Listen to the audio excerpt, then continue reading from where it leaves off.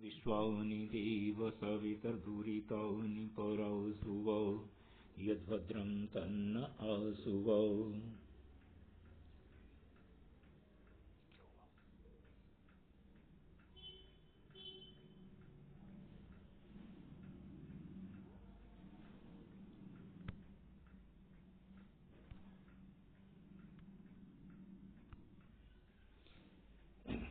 मित्रों, एमए उत्तरार्ध संस्कृत की कक्षा में आपका स्वागत है। हम सब शिशुपाल वध पढ़ रहे हैं। शिशुपाल वध का दूसरा सर्ग अपने कोश में है और दूसरे सर्ग के अपन 16 पद्य पढ़ चुके हैं। 17वें पद्य से अब प्रारंभ कर रहे हैं। यहां तक बात ये थी कि तीनों व्यक्ति भगवान कृष्ण, उनके बड़े भाई बलराम और उनके ही परिजन ज्येष्ठ उद्धव विचार विमर्श करने के लिए उपस्थित हैं। तो बलराम जी ने, कृष्ण ने जो प्रस्ताव रखा है उस पर अपनी बात कही। तो बलराम जी क्या कह रहे हैं और उनका क्या स्थिति है उसका चित्रण किया जा रहा है। वो चित्रण चल रहा है। आश्लेषलोलुपवधूस्तनकारकस्य साक्षिणीं म्लापयन् अभिमानोष्णैर्वलमालां मुखानिलैः। बलराम कह रहे हैं, तो बलराम का स्वयं का चित्रण इन पद्यों में चल रहा है।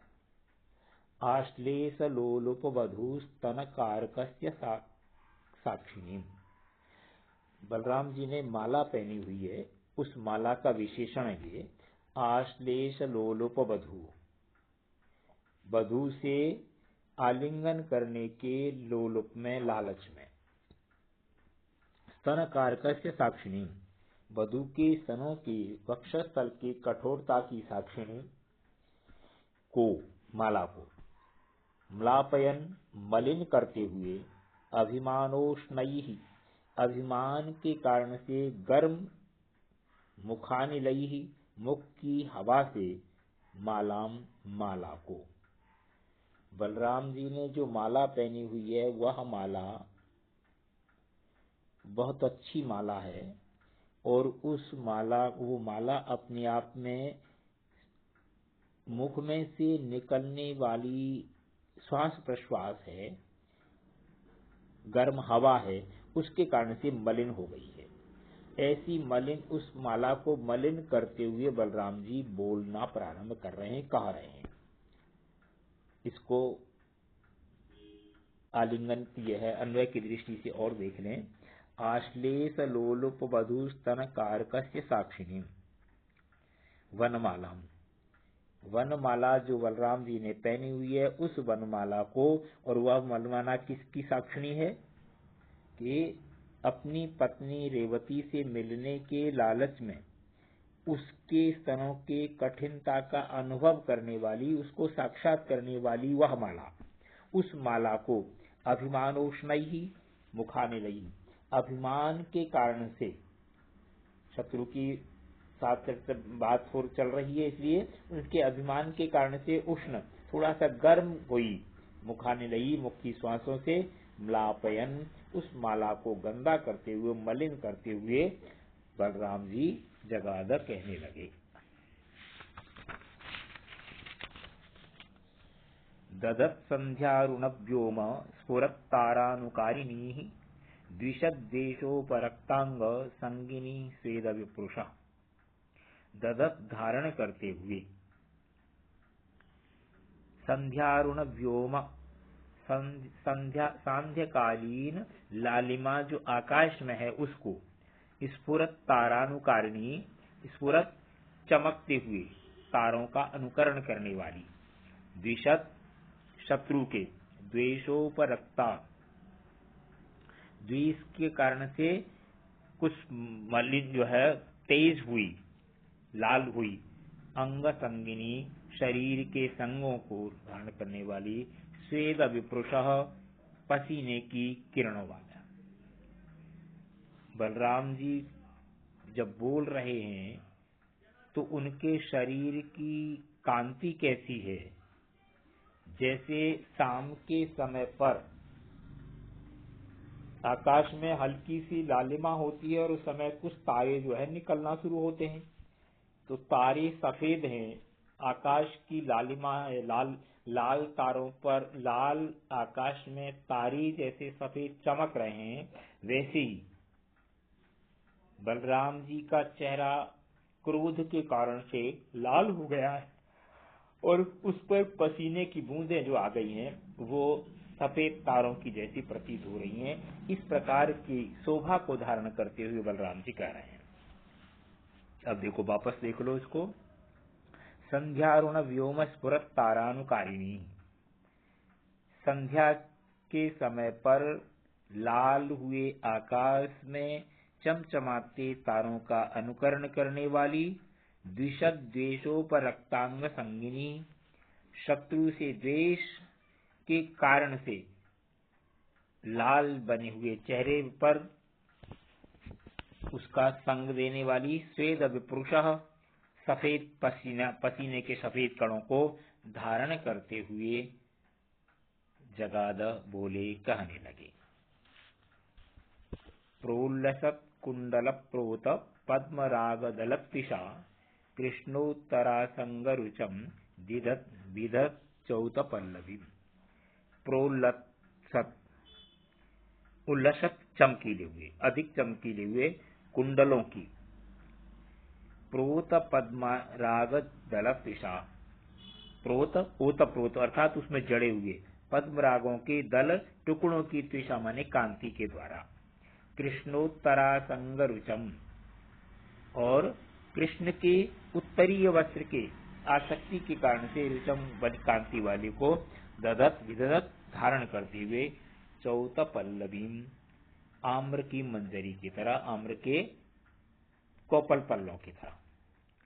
आम का कोपल पत्ता हल्का लाल और काला होता है,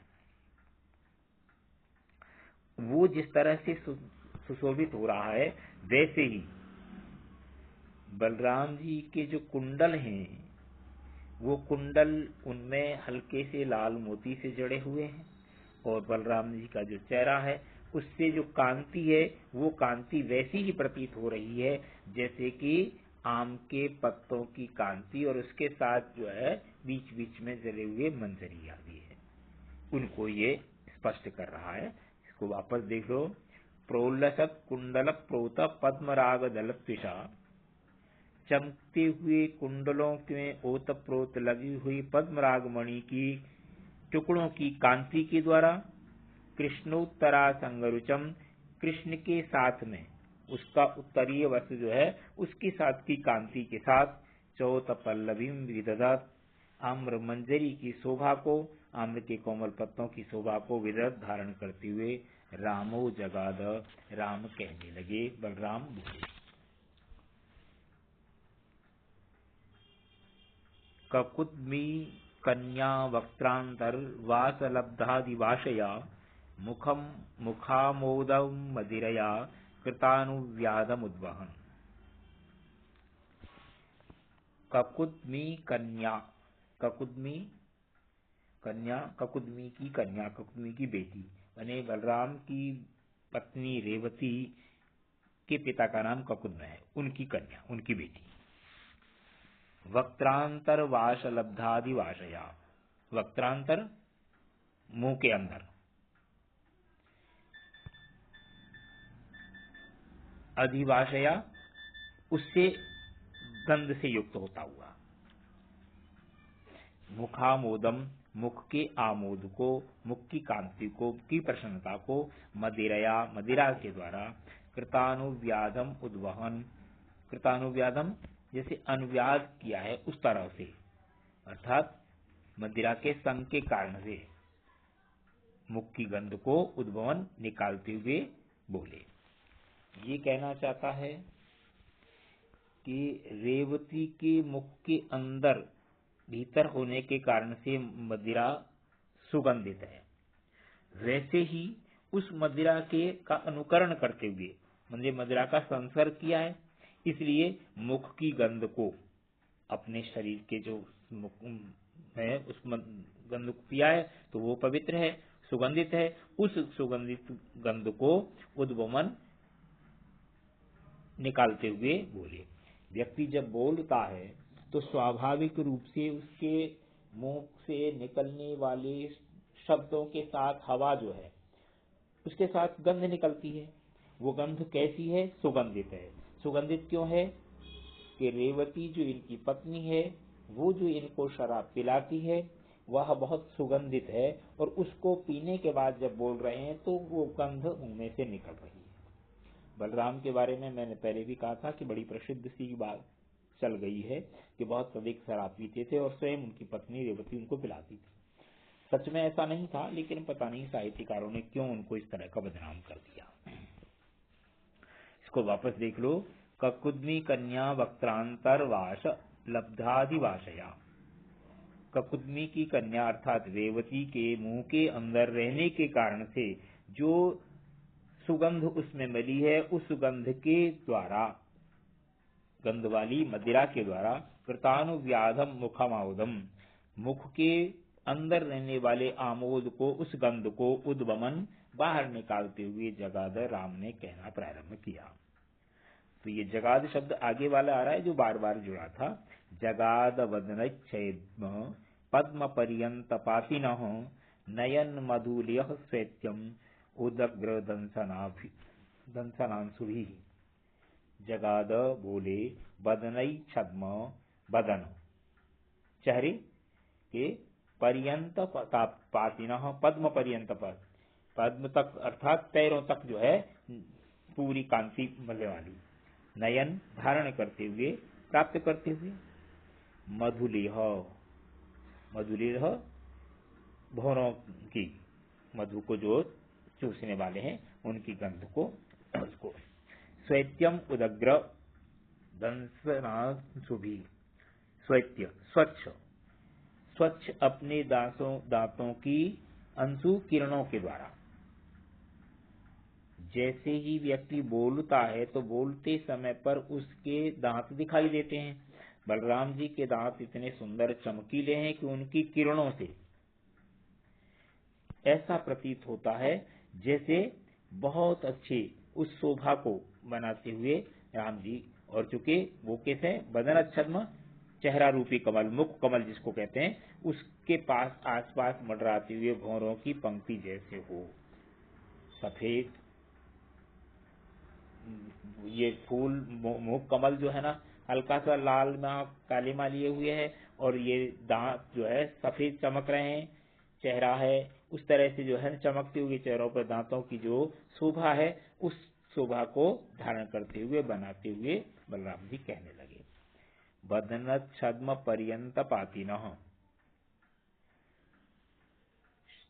मुख रूपी कमल के चारों तरफ मंडराने वाले मधुलिया भौरों की उदग्र दसनांसुभि, तेज चमकती हुई दांतों की पंक्ति की किरणों से, स्वैत्यम नयन, सफेद शुभ्रता को धारण करते हुए, निकालते हुए रामो जगाद बलराम कहने लगे।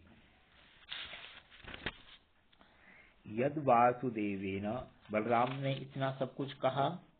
बलराम जी के वक्तव्य के बाद, मैंने बलराम जी स्वयं जो कहना चाहते हैं वो इतना था, यद वासुदेवेन अदीनम अनादीनम अगीरितम वचसस्तस्य सपदि क्रिया केवलम उत्तरम।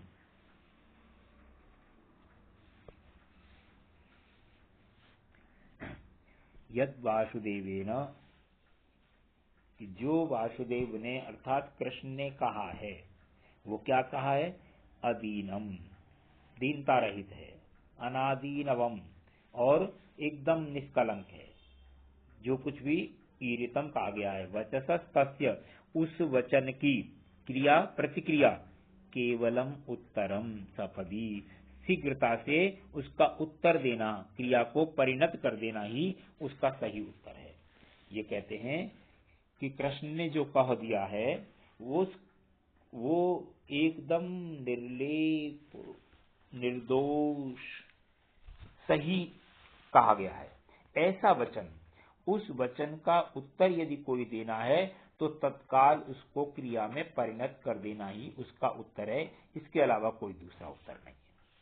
वासुदेवेन कृष्ण के द्वारा अदीनम दीनता रहित, अनादीनवम निर्दोष, यत ईरितम जो कुछ भी कहा गया है, तस्य वचसः उस वचन का, उन बातों का, सपदी क्रिया केवलम उत्तरम शीघ्रता से क्रिया करना अर्थात कार्य रूप में परिणत कर देना ही केवल उसका उत्तर है। न लघ्वपि भूयस्या वचो वाचातिशय्यते इंदनौघदगत अग्नि त्विषा नात्येति भूषणम। लघ्वपि छोटी भी, भूयस्या बड़ी, वाचा वाचातिशय्यते मानी छोटी बात भी का भी बड़ी बहुत सारी लंबी चौड़ी बातों के द्वारा अतिक्रमण नहीं किया जा सकता, उनको छिपाया नहीं जा सकता, उनको नीचा नहीं किया जा सकता। क्यों? जैसे ईंधनोगधक, संपूर्ण ईंधन को जला देने वाली अग्नि की कांति, अग्नि अपनी कांति के द्वारा पूषणम नात्येति, पूषण अर्थात सूर्य का अतिक्रमण नहीं कर सकती। आग जलाने में समर्थ है, ईंधन के समूह को जला देती है, सूरज केवल तपाता है, जला नहीं पाता है। इसका अर्थ ये नहीं है कि आग की कांति के द्वारा, आग अपनी कांति के द्वारा सूरज को दबा देगी। जैसे आग अपनी कांति के द्वारा सूरज को नहीं दबा पाती है, वैसे ही छोटी सी बात होने पर भी बड़ी बात के द्वारा छोटी बात का अतिक्रमण नहीं किया जा सकता। कृष्ण ने जो कहा है वो बहुत छोटी बात है, लेकिन बहुत अच्छी बात है, इसलिए उसका पालन हमें करना चाहिए। लघु अपि एतद् वचः, छोटा भी यह वचन, भूयस्या वाचा, बहुत बड़ी विस्तार वाली वाणी के द्वारा, न अतिशय्यते, अतिक्रमण नहीं किया जा सकता। ईंधनोघधक, ईंधन के समूह को जला देने वाली, अपि अग्नि भी, त्विषा अपनी कांति के द्वारा, पूषणम न अत्येति, सूर्य का अतिक्रमण नहीं करती, सूर्य को अपने आप में नहीं जीत पाती। तो मित्रों, आज का पाठ अपन यहीं रहने देते हैं, इससे आगे वाला कल पढ़ेंगे, इस सूचना के साथ कि अपने को पुस्तक साथ लेकर के रखनी है, तभी पढ़ना शुरू करना है। बिना पुस्तक की बात समझ में नहीं आती है। धन्यवाद।